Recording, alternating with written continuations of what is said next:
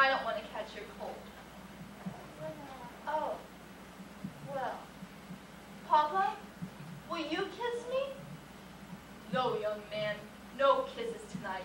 I can't kiss little boys that leave mud paint all over the basement floor.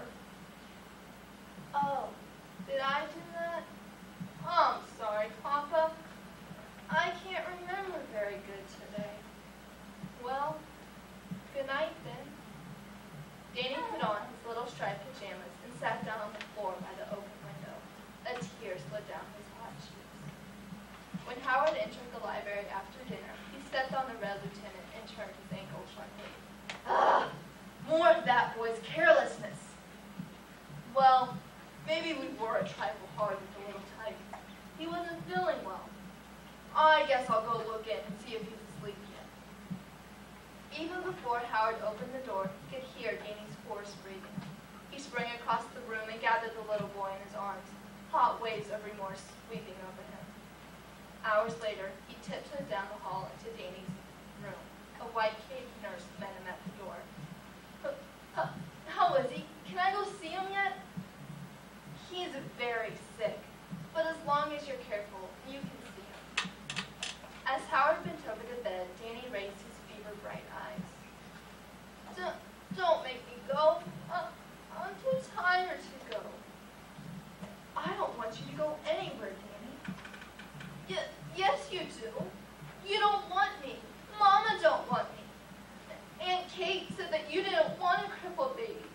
My red lieutenant's got a crippled foot, and I didn't put him back in the ranks. Danny, what are you talking about? Papa, has anyone asked about me and my advertisement? What advertisement? Down by the bush. I'm too tired to talk anymore. 10 minutes later, Howard stood by the bush, his eyes glued on the tiny sign, rain streaks, but still legible. Later, Howard knelt by Danny's bedside. Listen, Danny. A man found your sign that wants a boy just like you. He hasn't been a very good man, but he promises to be different. Papa, does he live very far away? What's his name, Papa? Howard Moore. It's you? Of course. Did you think we'd give our little boy to anyone else? Does Mama want me to? More than anything in the world, we all want you.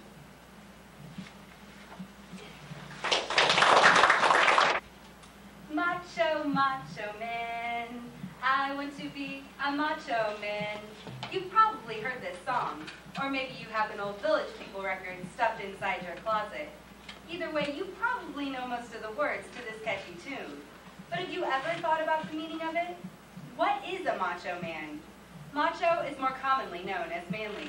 According to the Webster Merriam Dictionary, it is an adjective used to describe the traits a man should portray. Virile, honorable, strong, and brave. But it is also a stereotype, passed down from generation to generation, evolving with the times. You probably found yourself at least once flipping through the channels and pausing on a bodybuilding show, or maybe even the Mr. Universe contest. What was your first reaction? As a man, you could have been thinking, gee, I wish I had a body like that. And women, you may have concluded, gross, a bunch of men with all brawn and no brains. 60 years ago, most men wouldn't have dreamed about having 2% body fat and prancing around on a stage in a Speedo. But today, it seems natural to see men with muscles that at any moment could take over their bodies. These reactions demonstrate that men view manliness as a physical strength, women view manliness as a character strength, and manliness as a whole has changed extremely through the years. First, men equate manliness with physical strength. To feel macho, some men strive to make themselves look physically perfect in every way possible. Some men go to the gym for hours and lift weights to obtain less body fat and more muscle. Men also equate manliness with fighting. They are born with the awareness of defense. They defend their families, their countries, and what they believe in. Harvey Mansfield, a professor of government at Harvard and author of The Manliness of Men, wrote, Manliness is best shown in the time of war, the defense of one's country at its most difficult and dangerous time. But sometimes manliness takes over, and men go too far. Oftentimes, men try to solve conflicts by fighting instead of rationally discussing the problem. Men think these actions are heroic and impressive, but women think otherwise and are turned off by them. Women, on the other hand, describe manliness as having great character strength. This doesn't mean women don't want men who will come to their rescue in their time of need. It also doesn't mean they want overly sensitive men. Harvey Mansfield also wrote, "While they want men to be sensitive towards women, they don't necessarily want them to be sensitive in general." It may seem that women are picky, but it just shows that they like the latter when it comes to this issue. Women express what they feel is manly when describing their dream husband or boyfriend. Women want men who will give them space when needed, and men who will stand by their side through thick and thin. Women think manly men are ones who aren't lazy, that help around the house and with the kids. And of course, men who open doors for them. Molly Haskell stated in the article, "Where are the men in my dreams? We'd prefer a man who would fuss over us, not to require that we worship at his altar." These ideas help show that women feel to be a macho man, all a guy has to do is be a gentleman. They don't have to build up their muscles or fight to be impressive. Through the years, the definition of manliness has changed.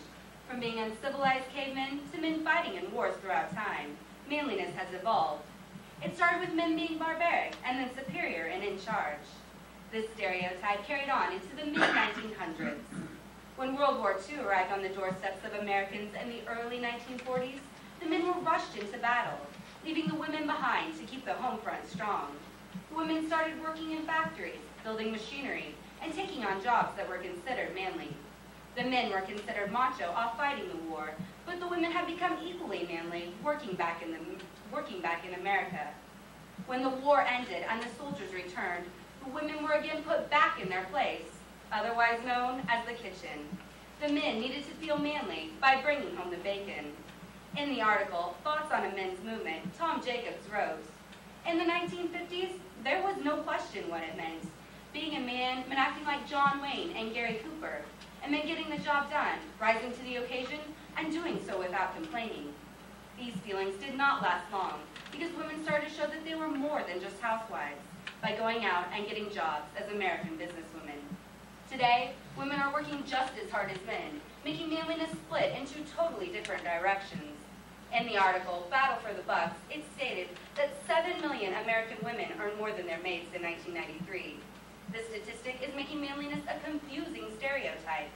Men don't know if they should be offended by women making just as much effort as them, or if they should split their role in society 50-50. Some men have chosen to ignore the rising of women in society and continue their chauvinistic and cocky ways, while others have defined boundaries and taken on new roles, such as stay-at-home dads.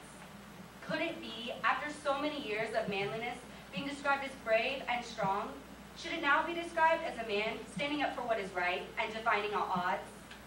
Since there is a definite dispute over what manliness means, I feel it can no longer be described as the qualities a man should possess.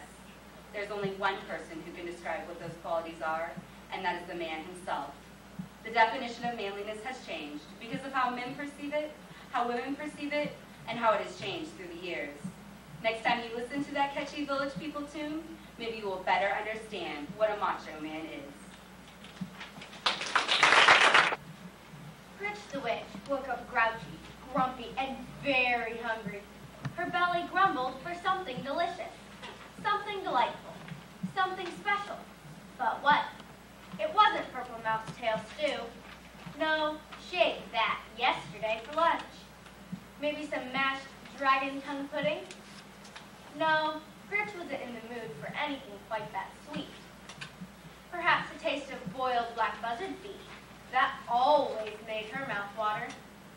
No, not today. Today Gretch wanted something truly tasty, something really yummy, something special, and that could only mean Piggy Pie. Piggy Pie by Marjorie Palatini. Gretch hurried to the pantry and pulled down her old hat cookbook from the top shelf. She picked off a spider, blew off the dust, and turned to the secret recipe on page 300. 42. One eye of fly. No problem. Two shakes of a rattlesnake's rattle. No problem. Three belly hairs of a possum. No problem. 8 plump piggies. Problem? I don't have any piggies. How can I make piggy pie without even one punky pink pig? Gritch pulled her hair. She stomped her feet. She paced the floor. She wanted piggy pie.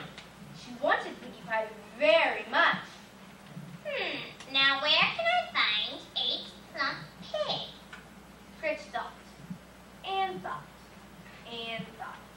Ah! The circus. Yes, yes, the circus. The circus?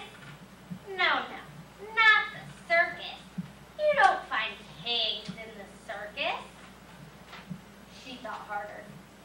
Ah! The zoo. Yes, yes, the zoo. The zoo? No, not the zoo. You don't find pigs in the zoo. She thought much harder. The farm? Yes, yes, the farm. You find pigs on the farm. There was still just one teeny tiny little problem. Where to find a farm?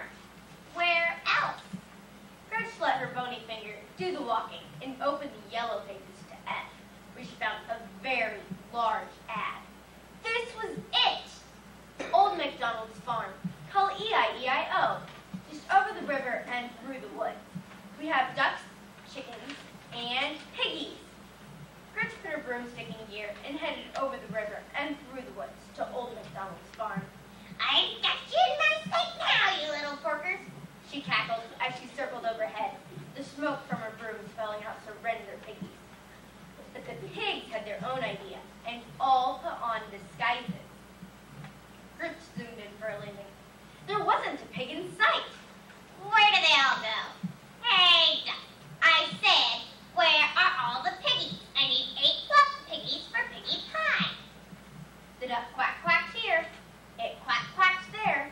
Here it quacked, there it quacked. Everywhere it quack quacked. No piggies. What do you mean no piggies, you dizzy duck? I just saw a tassel of piggies down here not a minute ago. Hand over those hogs, you little quacker. No piggies, quacked the duck, and it waddled away. Zimmity duck duck. Being careful where she stepped, Gretch wandered across the meadow. Yoo-hoo! Moo, You. Gretch said to the cow. Where are the piggies? I need 8 plump piggies for piggy pie. Cow moo-mooed here. It moo-mooed there. Here it mooed, there it mooed. Everywhere it moo-mooed. No piggies. What do you mean no piggies, you lumpy-looking cow? I need 8 plump piggies for piggy pie. Fork over the porky walking milk machine or I'll curdle your cream. No piggies, mooed the cow. Gretch pulled her hair. She stomped her feet. She even threatened the cow with one of her most evil spells. The stout cow stared at Gretch, swatted a fly with its tail, and lumbered away. What's going on here? Where's the boss of this heap of hay? Then she saw Old MacDonald. Gretch looked him over once. Twice. You're Old MacDonald? Don't look much like your picture, do you? The farmer thumbed his